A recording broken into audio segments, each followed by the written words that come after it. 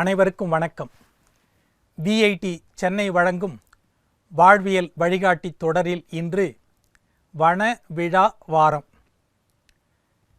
நண்பர்களே, வன மகோத்சவ வாரம், அதாவது வன விழா வாரம் என்பது ஆண்டுதோறும் ஜூலை மாதம் 1ஆம் தேதி முதல் 7ஆம் தேதி வரை கொண்டாடப்படுகிறது. 1947ஆம் ஆண்டில் முதலாக முதல் மரம் நடும் வாரத்தை தொடக்கி வைத்து பேசும்போது பண்டித நேரு அவர்கள் ஒரு மரத்தை நட்டுவிட்டுத்தான் ஒரு பட்ட மரத்தை வெட்ட வேண்டும் என்று குறிப்பிட்டார். 1950இல் வன மகோத்சவம் ஒரு தேசிய வார விழாவாக கொண்டாடப்பட்ட வேளையில் அன்றைய வேளாண் துறை அமைச்சராக இருந்த KM முன்சி அவர்கள் வனம் என்பது லட்சக்கணக்கான மக்களுக்கு வாழ்வை அளிப்பது, மரம் என்றால் நீர், நீர் என்றால் உணவு, உணவு என்றால் வாழ்வு என்று அவர்கள் குறிப்பிட்டார்கள். வன மகோத்சவம் என்பது மரங்களின் திருவிழா, அதாவது மனிதகுல வாழ்க்கைக்கான திருவிழா என்றும் சொல்லலாம். வனங்களை, அதாவது காடுகளை பாதுகாப்பது குறித்த விழிப்புணர்வை ஏற்படுத்துவதுதான் இந்த தினத்தினுடைய முக்கிய நோக்கமாகும். காடுகள் என்றால் என்ன என்பது ஒரு அடிப்படையான கேள்வி. காடு என்பது பல நூறு வருடங்களாக செழித்து நெடிந்துயர்ந்து விண்ணை தொட்டு வளர்ந்து நிற்கும் மரங்களும், செடி கொடி பூக்கும் தாவரங்கள் உள்ளிட்டவைகளும், புலி, யானை, சிறுத்தை, நரி, ஓநாய் போன்ற விலங்குகளும், ஆந்தைகள், கழுகுகள், புறாக்கள் உள்ளிட்ட பறவைகளும், நண்டு, ஆமை, தேரை, அட்டை, தவளை, பூச்சிகள், பறக்கும் வண்டுகள், நீர்நிலைகள், மலைகள் என அனைத்தும் இணைந்த ஒரு அற்புத கட்டமைப்பு தான் காடு என்று அழைக்கப்படுகிறது. நம் முன்னோர்கள் இறை வழிபாட்டின் மூலமாக கூட வனங்களை பாதுகாத்து வந்துள்ளார்கள். எடுத்துக்காட்டாக சொல்ல வேண்டுமானால், ஊர்தோறும் அரச மரம் போற்றி வளர்க்கப்பட்டது. சுமங்கலிகள் அரச மரத்தை சுற்றி வந்து வழிபட்டால் குழந்தை பிறக்கும் என்ற நம்பிக்கை இன்றளவும் இருக்கிறது.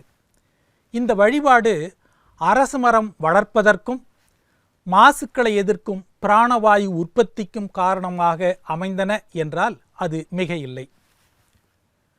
மரங்கள் இயற்கை நமக்கு அளித்த ஏர் கண்டிஷனர்கள் என்றால் அதுவும் மிக இல்லை.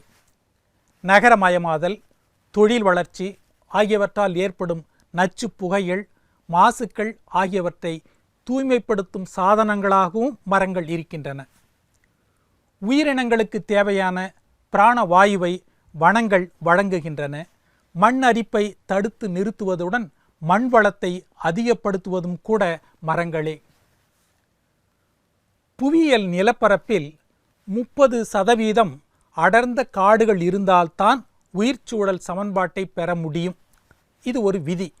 ஆனால் இந்தியாவில் 23% அளவிற்கே காடுகள் இருக்கின்றன. காடுகளை காப்பாற்றாவிட்டால் மனிதன் எதிர்கொள்ள வேண்டிய ஆபத்துக்கள் ஏராளமாக இருக்கும். ஒரு மரம் வீழ்கிற போது நாட்டு வளத்தின் வேர்களும் அடியோடு வீழ்கிறது என்பதை உணர வேண்டும். வீடு மனிதன் புழங்காவிட்டால் கெட்டுவிடும், காடு மனிதன் புழங்கினால் கெட்டுவிடும் என்பதை உணர வேண்டும். காடுகளும் பயன்களும் என்று எடுத்துக்கொண்டால், மனித இனத்திற்கு ஆதாரமாக உள்ள ஆறுகள், ஏரி இவை யாவும் அடர்ந்த வனப்பகுதியிலேயே உற்பத்தியாகி மனித தேவையை நிறைவு செய்கின்றன. செய்தித்தாள்கள், புத்தகங்கள், பென்சில், காகிதங்கள் இவற்றை இல்லாத ஒரு உலகை கற்பனை செய்ய இயலாது. இவையெல்லாம் காடுகள் நமக்கு அளிக்கும் கொடைகள். இவற்றை பல தலைமுறைகளுக்கு தொடர்ச்சியாக பயன்படுத்த வேண்டுமே ஒழிய, பொன்முட்டையிட்ட வாத்தை ஒரேடியாக அறுத்த கதையாக மாறிவிடக்கூடாது நாம் இயற்கை சூழலை பயன்படுத்தக்கூடிய விதம். எல்லாவற்றுக்கும் மேலாக நமக்கு தேவையற்ற கார்பன் டை ஆக்சைடை உள்வாங்கிக் கொண்டு நாம் உயிர் வாழ தேவையான ஆக்சிஜனை நமக்கு அளிக்கிறது. இதை மனிதனால் செயற்கையாக உற்பத்தி செய்ய இயலாது என்பது குறிப்பிடத்தக்கது. காடுகளை அழிப்பதால் அப்போது மட்டுமே பலன்கள் கிடைக்கும். நீண்டகால பலன்கள் என்பது கிடைக்காது. அடுத்த தலைமுறையினர் மிகப்பெரிய பாதிப்புக்குள்ளாவார்கள் என்பது உறுதி.